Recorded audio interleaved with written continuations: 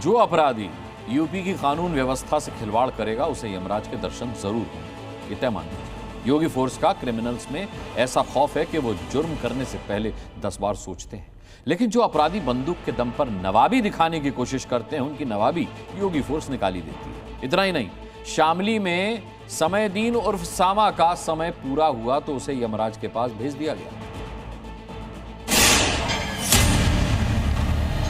अब देखते होंगे, पहले तो अपराध होता नहीं, लेकिन अगर कहीं छिनैती या लूट की घटना घटित हो गई तो कुछ ही घंटों में अपराधी जेल के शिकंजों में होता है और लंगड़ाता हुआ चलता हुआ दिखाई देता है।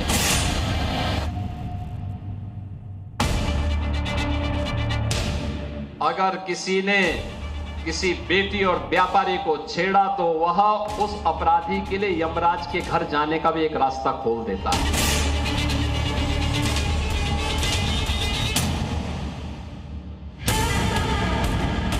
नए भारत का नया उत्तर प्रदेश भी, जिसमें माफिया और अपराधी के लिए कोई जगह नहीं। सीएम योगी का यह संकल्प अपराधियों का काल बन चुका है। अपराध के खिलाफ योगी फोर्स का एनकाउंटर मॉडल न सिर्फ नजीर बना, बल्कि सुरक्षित माहौल की गारंटी भी बन गया।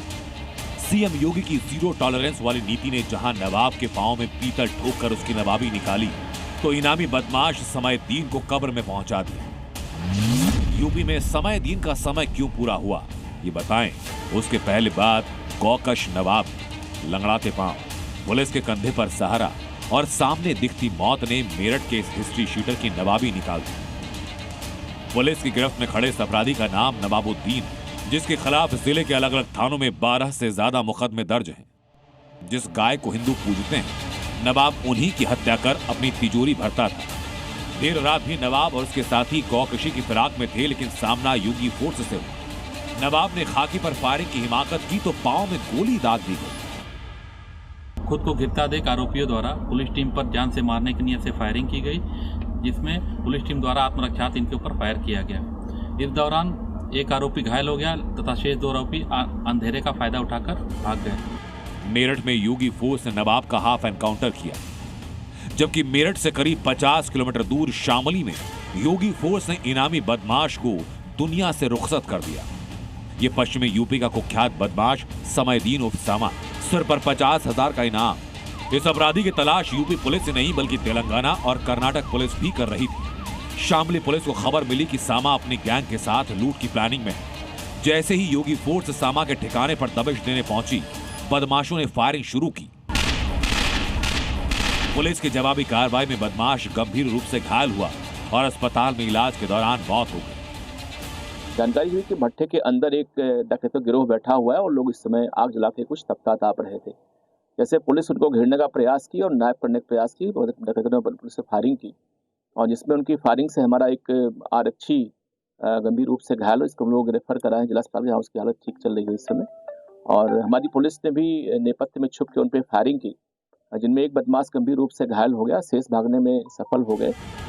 समयदीन और सामा के एनकाउंटर को योगी फोर्स की बड़ी उपलब्धि माना जा रहा है, क्योंकि सामा की क्रिमिनल मॉडस ऑपरेंडी पुलिस के लिए सिरदर्द बनी थी। सामा यूपी में अपराध करके कर्नाटक भागता था, वहीं कर्नाटक में अपराध को अंजाम देकर तेलंगाना में छिपता था। ऐसे में सामा पर 3 राज्यों में 23 से ज्यादा मुकदमे दर्ज थे।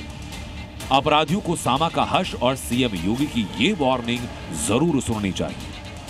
अगर बेटी की सुरक्षा पे हाथ डालने का प्रयास किया, व्यापारी के प्रतिष्ठान में आग लगाने का प्रयास किया, उत्साह और उमंग के उत्साह में कहीं पर अगर अराजकता पैदा करने का और उपद्रव पैदा करने का कुत्सित प्रयास किया, तो मान करके चलिए कि ये रास्ता उनका सीधे नरक में जाने का होगा, सीधे नरक में।